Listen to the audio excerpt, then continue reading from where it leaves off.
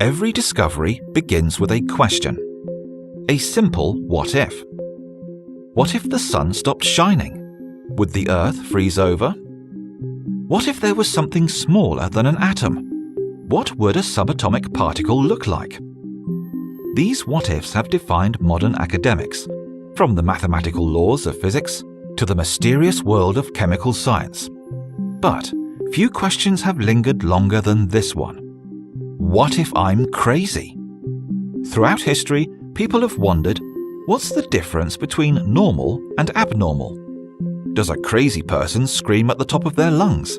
Do they dance in the middle of a crowded room? Does a crazy person scribble on the walls? Or wear shoes on their hands? The answer is still up in the air. In the past, a crazy person was someone who defied family or cultural expectations. If you didn't marry the right person or live in the right city, people called you crazy. Decades later, crazy transformed into something new. A crazy person led an eccentric lifestyle. At the time, these were usually painters, writers, or socialites. They dressed differently, interacted with people in strange ways, and expressed themselves through abstract forms. To the rest of the world, these people seemed crazy. But in the 20th century, crazy changed forever. Every other definition faded into the background, paving the way for one aggressive and terrifying stereotype. In the minds and hearts of millions, crazy finally meant one thing: that you are a psychopath. The term psychopath was coined by a German psychiatrist in 1888. But the stereotypical psycho gained popularity through literature and film. Authors and filmmakers were fascinated by these sophisticated yet sadistic people. In countless thrillers, psychopaths would lure people into their crazy worlds, dazzle them with their charm, then terrify them with acts of violence. The public was spellbound. But Hollywood psychopaths like Norman Bates and Hannibal Lecter were far from real. These characters painted a frightening picture of psychopathy, one that was twisted and exaggerated. Naturally, the entertainment industry latched on to this stereotype. To the audience, these Hollywood characters seemed real, like you could run into a Bates or a Lecter walking down the street. But what if psychopaths are nothing like these characters? What if the majority of psychopaths are just normal, everyday people? Let's do an experiment. Imagine a typical weekday morning. Your alarm goes off around 7 a.m. You're tempted to slap the snooze button and grab yourself 10 more minutes. But you don't want to be late. So you wipe your eyes and drag yourself to the bathroom. After a quick shower, you're walking out the door. But on your way to work, you run into 3 different people. The first is your neighbor. He's an older man who's lived next door for as long as you can remember. Every morning around 8, he walks outside to water his flowers. You smile and say hello. In response, he delivers a charming one-liner about the weather and laughs along with you. You think to yourself, what a nice man. Next, you spot a woman taking donations. You're sitting in traffic when you see her standing on the corner. She's holding a bucket and a sign advertising for a good cause. Catching your eyes, she walks up to your window. You feel a little guilty, like anyone would, so you dig through your wallet. You drop a couple dollars into her bucket and she thanks you. As you drive away, you feel like you've done something good. You think to yourself, I'm glad I did that. She's a good person. Last but not least, you see a homeless woman pacing outside your office. You just stepped out of your car when suddenly this woman runs right up to you. She's got dirt in her hair and this wild look in her eyes. She shouts about something you can't really understand, so you do the only thing you can think of. You run away. You duck into your office and think to yourself, wow, how crazy can you be?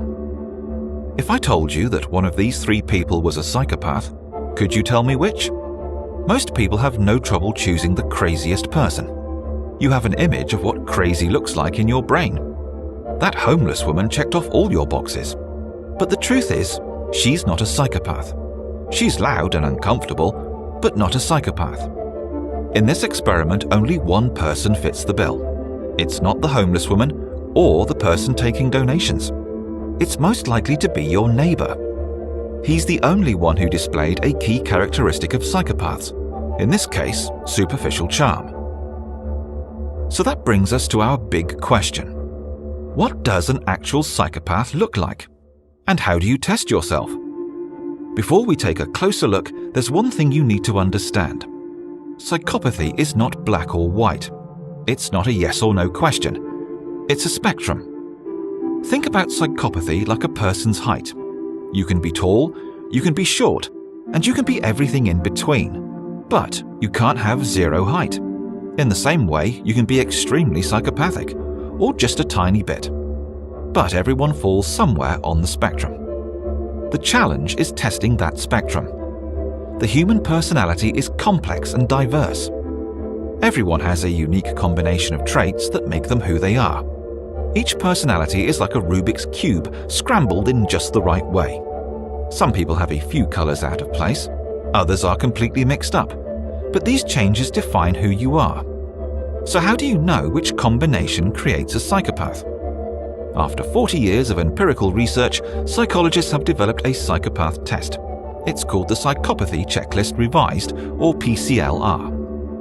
After answering a series of questions, you receive a score out of 40. The lower you score on this test, the higher you fall on the spectrum. If you score a 30 or 35, you've got nothing to worry about. If you score in the teens, you're getting dangerously close. For reference, most psychopaths score around a 5 or 6, so you're almost over the line. On this test, questions are broken down into 4 categories. Each category touches on a core personality trait that makes a psychopath a psychopath. As we explore these categories, keep one thing in mind. This scale does not measure the Hollywood psychopath. We're talking about people like your neighbor, the man who waters his flowers every morning. On the surface, these people may live normal lives, but underneath, they could have a severe personality disorder. The first category is interpersonal traits, the parts of your personality that moderate social behavior. Imagine you're networking at a conference. In the last hour, you've had 2 conversations with 2 very different people. The first was charming and charismatic. Their tone was friendly, they made plenty of eye contact, and you enjoyed the conversation. But the second was not as much fun. They were scatterbrained and awkward. They kept changing the subject at the most confusing times. Who do you think ranks higher on the psychopathy spectrum? Interpersonal traits like charisma and charm are very common among psychopaths. They're keen observers of human behavior. They will notice small things like the way you eat or a slight waver in your voice. After collecting all this information, they analyze the best way to win you over, even if that means lying through their teeth. The second category is affective traits. Affective traits describe the way you process emotions. This is a huge problem for someone high on the spectrum. Things like empathy come naturally to most people, but psychopaths cannot walk in another person's shoes. Imagine, for example, that you take advantage of someone. You steal credit for their work or use them to get ahead. When you think about what you did, it triggers a chain reaction in your brain. You realize you did something wrong and you feel guilty. Psychopaths don't experience that kind of emotional reaction. There's no guilt or remorse because they can only feel for themselves. Next on the psychopath test is lifestyle traits. Unlike the first 2 categories, you can see this one without any tests or scales, as long as you know where to look. Imagine a young man who dreams of ruling the world, but can't even hold down a job. Imagine a woman who forces her friends and family to take care of her, even though she could take care of herself. Imagine someone who sells their house or quits their job, simply because they felt like it. All 3 of these people have psychopathic lifestyle traits. They're unrealistic, parasitic, or impulsive. For a psychopath, these are the big 3. The final category is antisocial traits. This does not mean psychopaths are antisocial. They're not hiding in the shadows.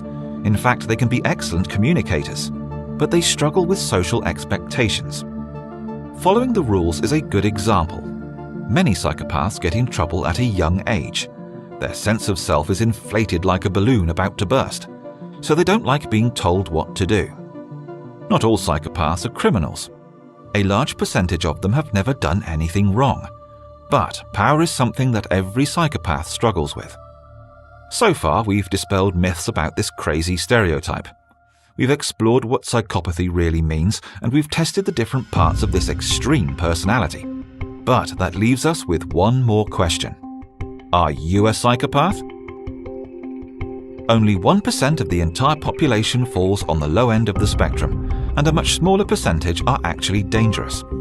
Chances are you identified with a few psychopathic personality traits. You may do impulsive things, like suddenly leave the country. You could be a great liar and rarely ever feel bad about it. Every personality is scrambled like a Rubik's Cube. You may have a few colors out of place, but that doesn't make you a psychopath. Hey, thank you for watching, and be sure to subscribe because more incredible content is on the way.